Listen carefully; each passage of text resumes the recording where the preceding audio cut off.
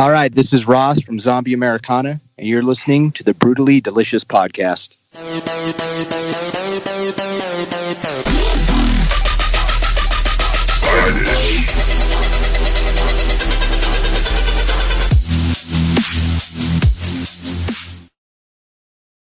This is my favorite. Like, there's been a bunch of good metal bands here, like the Fierce Deity and so on, are going to be on my listening list. But these guys, I don't know, they hit a nerve somehow. Awesome.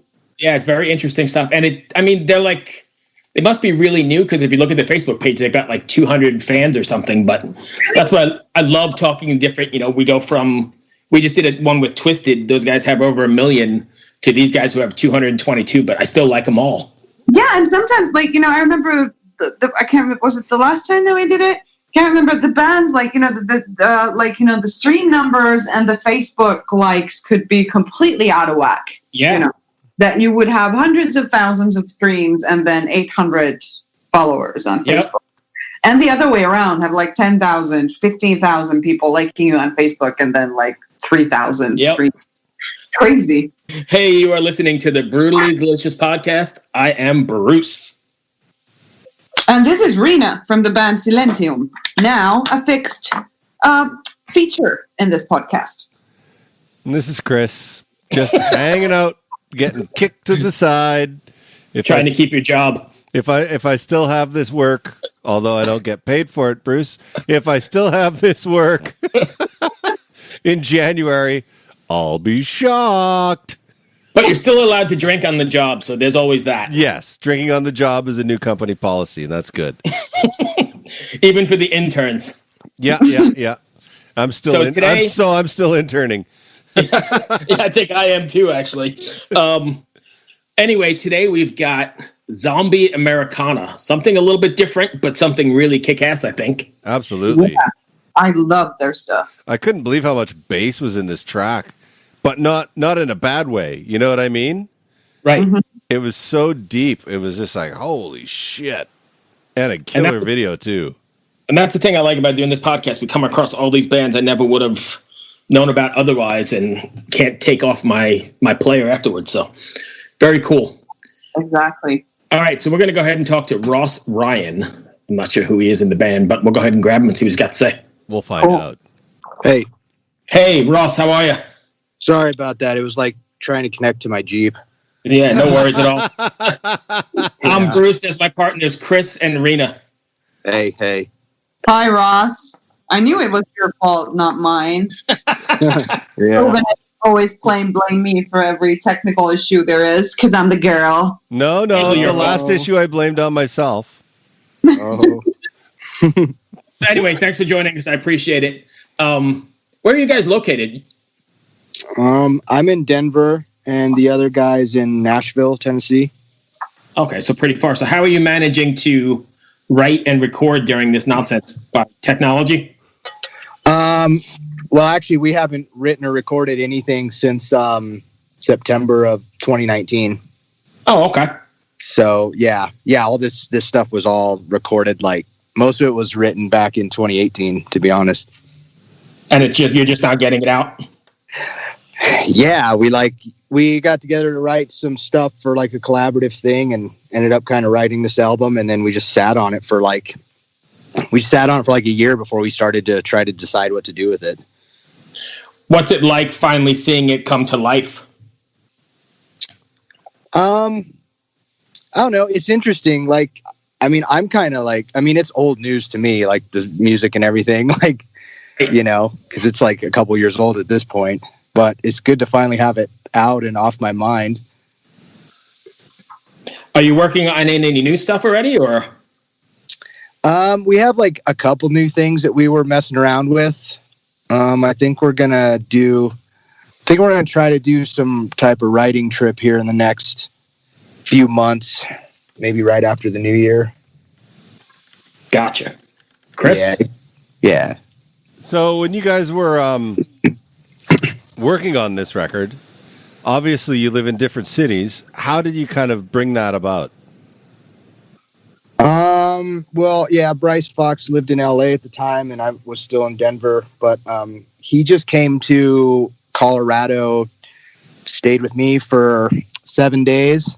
So we did 7 songs. So that's a song a day.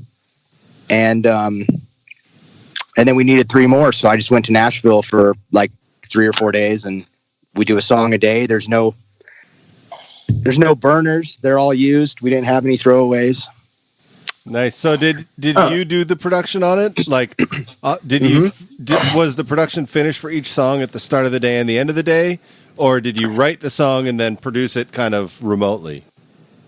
Yeah, I had to finish the production off in Denver, but, we'd get the chunk of it there. Like, the chord progression, the beat, bass line. You usually start with like a bass line and a beat, and then, or a piano progression. And then, just come up with it happened really fast. It was weird. So, well, that's a sign of a good writing session, is it not? I would say so, yeah. It definitely, nothing was forced. So do you have plans to start writing again? Yeah, it's coming up, I think. Like I said, we have a couple ideas, and we'll probably do another album, or maybe it'll be an EP, or who knows? We don't have like an agenda for it or anything. It just kind of happens when it happens and how it happens. So I know you can't take it on the road now, but is there any looking ahead? Is there any kind of plan to take this on the road when and if we can get back to normal?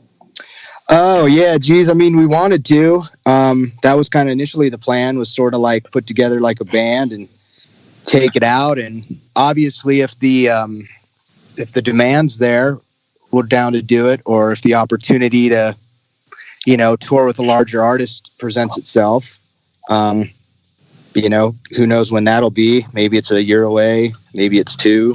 Maybe it's never. Always the optimist. Yeah, we'll never know the future at this point. No. Yeah. What's the COVID situation like in Denver? It's drastically on the rise. To be honest with you, I actually feel pretty shitty right now. Oh no. Yeah, and you'd be amazed. Like, you can't get a COVID test in Denver. Like, you're like waiting a week. Like, oh sure. Man. Yeah, so it's wild with how like this thing's a pandemic, but you can't get tested for it. Like, it's just crazy they don't like turn it out quicker. That's so fucked up, man. Yeah, but it did just like, our weather just changed drastically from like 70s to 30s yesterday. So, I'm probably just feeling the weather change, because I do have like really bad seasonal allergies. So every time it changes, it just like hammers on me. Yeah. Well, let's hope that's what's going on. I imagine you're like everybody else, though. As soon as you get the sniffle, you're like, holy shit. Yeah, that's what it is. Like, yeah, I get like a runny nose and like kind of like a little bit congested. And I'm like, this is it. Yeah. I mean, I already had it once. I had it back in May. So. Oh, wow. Oh, wow. You had COVID. Yeah, back in May. Yeah, I was super sick.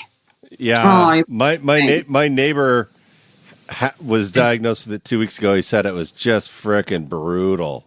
Yeah, real bad. Yeah, screwed me up for like weeks. I was only sick for like 5 days, but the trickle off of it was like weeks and weeks. Right. Yeah, because this is the thing. Like, I find it baffling, the public discussion where it's like only this amount of people have died and this how much influenza kills and blah, blah. Because this gives like the impression that the options are death or completely fine. And that's not true, obviously. And I'm way more scared of the after effects of the virus than the actual like dying of it. I don't want neurological issues or a fucked up set of lungs. I'm a singer that would mess up my entire identity without killing me, And sure. Yeah. It's crazy. Go ahead. Sorry. I was just say, yeah, we don't know. It's like, we might not know the long-term effects of it for 10 or 20 years, like cell phones. We don't know yet. Right, exactly. Well, I'm sorry that you're feeling under the weather, but I'm glad you got over it. And apparently since May you have recovered. So you don't you're not noticing anything messed up with your lungs or your head. No, definitely not. That's and if Go ahead. No, go ahead, Bruce. I was going to ask you, what has been the response to the, I know we were digging it before we got on. We were listening to it and watching the video, and we dig it a lot. But what has been the response to the video and the music? I mean, people that get into it seem to really get into it, and they seem to get it. You know, it's like a societal message, you know. Yeah, people are more into it than I thought they would be, I guess. It's a tricky time right now to release music, though, as it has been all year. Oh, yeah. Mm-hmm. Especially when you can't go out and promote it. I mean, you have to just rely on internet or the record company or whatever. Yeah, it's just online. And, like, you know, we shot that one music video, and it's like we haven't been together since to do another one. And, yeah, so I don't know. Like, could it be doing better? Like, probably, but given the circumstances, I don't know. Right. But I'm not displeased with it. Well, you gained 3 new fans today. Oh yeah, absolutely. We were awesome. Like when we first turned it on, I was like, "Holy shit, this is good." Oh wow, thanks. Yeah, really, yeah. I'm sorry, but we're like talking on top of each other again. But like, I don't know why, but it sort of reminded me of Cage the Elephant. Just also like a really kick-ass, but obviously it's not the same music, but just had, you know, something in the production and just how the songs were like really well thought out, in my opinion. And like, you know, we're heavy metal people, but like I listen to a lot of other stuff than heavy metal, and this was definitely my favorite find of the day. And this is like why I like to do this podcast, is to find new stuff. Thanks. It was tricky to produce it. I don't produce metal or rock. I'm like, you know, I'm an electronic producer, pop music, hip hop, like, so, but I played in a rock band. I just never like produced it. So this was kind of sort of my first go at that. And, you know, do I feel like some of it could have came out better, like listening to it after it's out? Like, I think the songs are great. I think production wise, I learned a lot, probably have a lot to learn still about, especially just mixing rock music. Right. That's interesting, you know, because I was just listening to, sorry, I'm watching the video in Messenger here. The zombies, right? That's what Americana. Mm-hmm. And I was thinking to myself, I'm an audio engineer. I'm a mixer. I've been doing it for 20 years. And I thought, holy fuck, that bass is tight, man. It's like so deep, but not overpowering, which is quite difficult to get done. Oh yeah. It was rough. Awesome. Kris, you got anything else? I don't, man. Thank you so much for joining us today, and I hope you feel better. And awesome. Thank you. And lastly, Ross, can I get you to just can you tell everybody where they can find you if they want to find your music websites? Anything /Zombie Americana. Awesome. That's easy enough. And you guys are pretty active social media wise? Yeah, semi. You know, we put the message out there to not be glued to your screens and your phones. So it'd be kind of messed up if we were. There you go. Anyway, I hope you feel better, man. Thank you for taking the time. All right, guys. Take care. Yeah. Be well. Bye-bye. Have a good day. Bye. You too. Bye-bye. Ever wonder what a punch from Elton John feels like? Or how you'd cope with having turned down the chance to be in Nirvana? Or what signal Keith Richards gives when he wants you to get the hell out of his hotel room? Fans of Too Much Effing Perspective don't have to wonder, because they've heard these exact stories and a jillion others on our podcast. I'm Alex Hoffman, former tour manager for Radiohead. And I'm musician and comedy writer Alan Keller. On the TMEP show, we get guests like Nancy Wilson from Heart, Jeremiah Freites from the Lumineers, and Modern Family's Julie Bowen to tell us things they may have only shared with their therapist, clergy, or a TMZ stringer. So join us on Too Much Effing Perspective. That's EFFING Perspective. The only podcast you crank up to 11.